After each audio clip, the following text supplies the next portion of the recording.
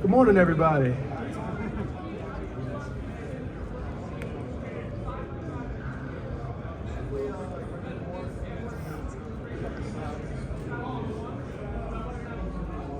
No, not doing things. It was a decision by me and my team, my family, and it comes down to that. Caleb in Chicago, the fans are always divided about it. Yeah. Probably the most toxic. What would you say to the fans in Chicago about the player in person? I'd say the player in person that they be getting, a person that cares for his teammates. Some of y'all may have seen, some of y'all may have not. I try to take care of all my guys, no matter if you've been fourth on the depth chart or you're the star player. So I care for my teammates, and then the other part is I'm a fierce competitor, as you may have seen after some games.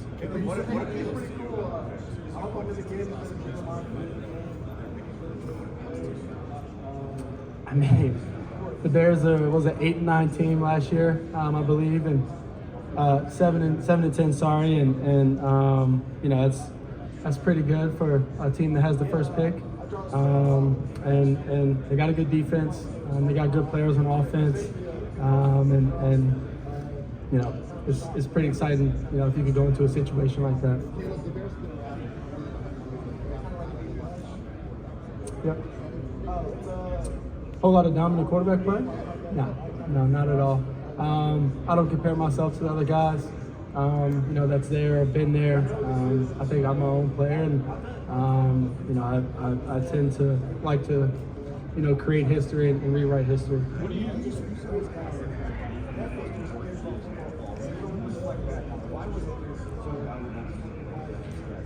Yeah, this is one of the seasons that it's not like any other season I've had.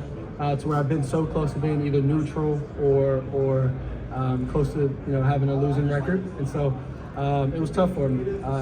Like I said, I'm a competitor. I like to win, and so being that close to losing was difficult for me. But I had people in my corner to help me and figure out the energy and feeling that I was feeling. I think it's important going into situations because there's nobody in the first part of the draft that will be early in the draft, and I expect myself to go high. To be a 12 and whatever team, or it's the teams are going to be at least from the year before. It's kind of going to be how I went into USC, where they were 4-8 and things like that. So just prepare for those moments, and I think last year was a perfect example for me. What did you learn about yourself? Yeah, I learned either you grow from something like that, and Lincoln sat me down after maybe our loss to Utah, I believe, and he sat me down and he said either you grow from something like this or you keep feeling this feeling and you'll stay where you are. What do you say about people who have concerns over your height? Over my what? Over your height and size? My height? Yeah. It's the first time I'm hearing about my height and size. I'm around Aaron Rodgers' size and maybe weight too. 215, 220, and 6'1", 6'2".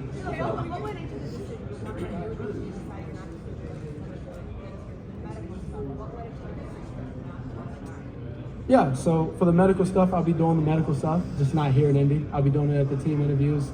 Not 32 teams can draft me. There's only one of me. And so the teams that I go to for my visit, those teams will have the medical and that'll be it. Will you go to every team that asks you to visit? I didn't feel the need to go out and throw.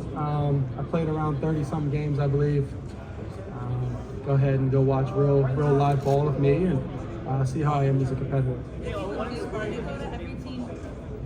What inspired you to get into football? My dad put me in football when I was 4. My mom didn't let me play tackle football my first year.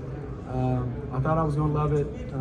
At 4 years old, I did, and the next year after that, I was a bit too aggressive for flag football, so my mom let me play tackle. From there, fell in love even more. By the time I hit 11 or 12, I told my dad that this is what I wanted to do, and we put together a plan, and he's helped me every part of the way. When you look at the personal relationships,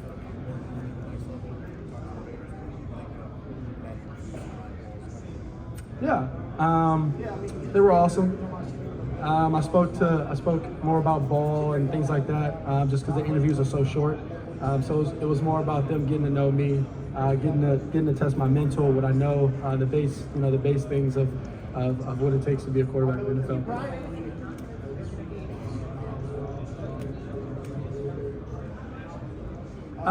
10 minutes is difficult to figure out if they're going to be able to develop you. I enjoyed the meeting. It was a good meeting, but 10 minutes or so is pretty difficult. You mentioned talks that about we being an artist or a surgeon as a quarterback. How Yeah. would you describe what like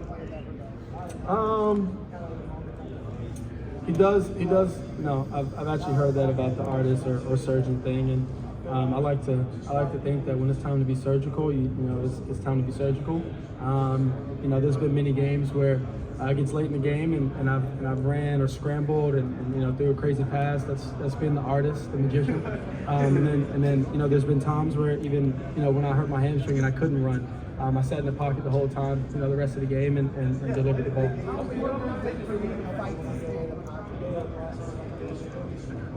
It's important to be in the pocket. It's part of the game. It's also important to be out of the pocket. And you could just be just as good as you are in the pocket and out of the pocket. What are you looking to find out? What am I? Sorry, repeat. Yeah, it's like I've said before. It's familiar. It's hometown, as everybody knows, and it'd be really cool to be back there and experience that. The meeting went really well, being around those, everybody was in the room, so being around everybody, just getting the taste of, how they are, who they are, because like you said, everything's new there.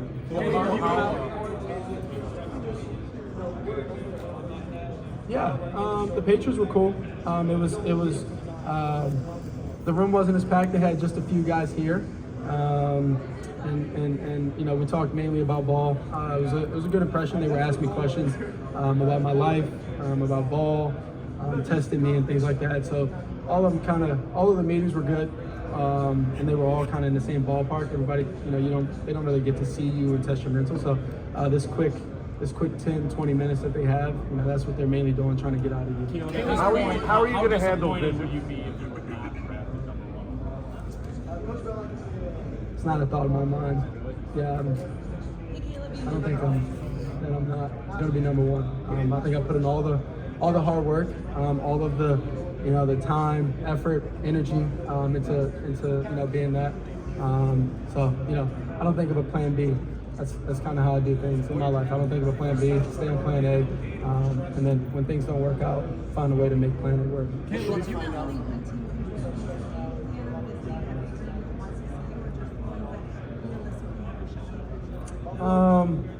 I plan on visiting a good amount of teams. Don't exactly know what the plan is with that. Just because I've met with teams that I didn't know that I was going to meet with when I got here. So, yeah. Caleb, if you could add any event to the NFL Combine, what would it be? If I who? If you could add any event to the NFL Combine, what would it be? Wow. I'd add a swimming contest.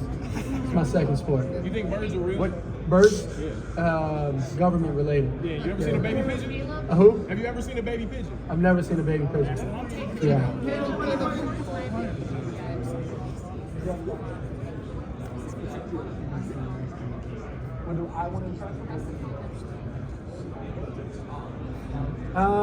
The main thing that I've, if they ask me or if it comes up, the main thing that I've said, I want to go to a place that wants to win. A whole, 360. So meaning from the top all the way to, the guys, and down to the janitors, the people that, that make everything run. It's just everybody wants to win. Everybody's a part of that, and we all take care of each other. You went out of your way the other day to get me the draft you won or the Washington. What do you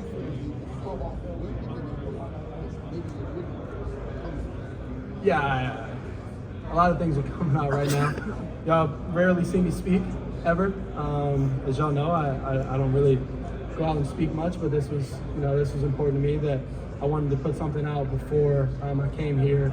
especially with all the noise and things like that that's been brewing and things like that before I came here. And then now since I've been here, a bunch of stuff comes out. But just wanted to put something out so everybody knew exactly where it was coming from. Caleb, what? You wouldn't, and then you posted on Instagram that if you were a kid, you would get a t-shirt.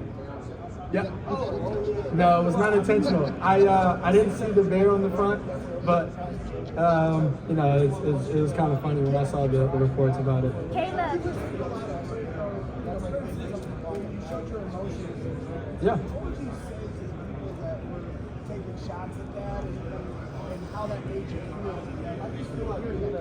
Yeah, there's not many people in the world that get to experience what I experience every game day, every practice day. You know, so it kind of goes back to, you know, it always kind of goes back to that for me. It's, you know, it's something that I only get to experience. It's something that I really care about, which is not only winning the game, but going it with my teammates. And so every time we lose, I feel like I let my teammates down. Yeah. Yeah.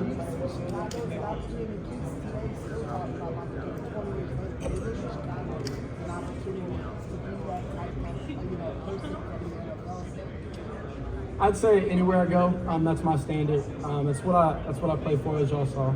I said don't play for fame, I don't play for money. I don't play for jewels and things like that. I don't. It's just, you know, just to go out there and win as many games as possible, be the best that I can. You know, my plan is if I can be my best and play as many games as possible at my best, I think I can reach certain points like that. Caleb,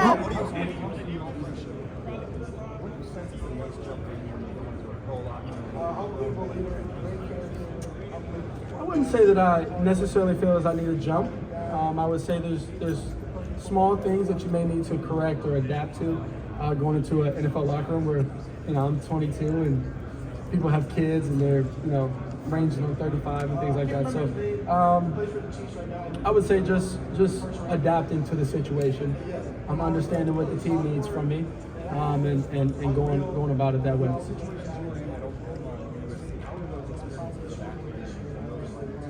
Yeah, so the cool thing about, you know, my experience is that all 3 years have been, you know, a bit different.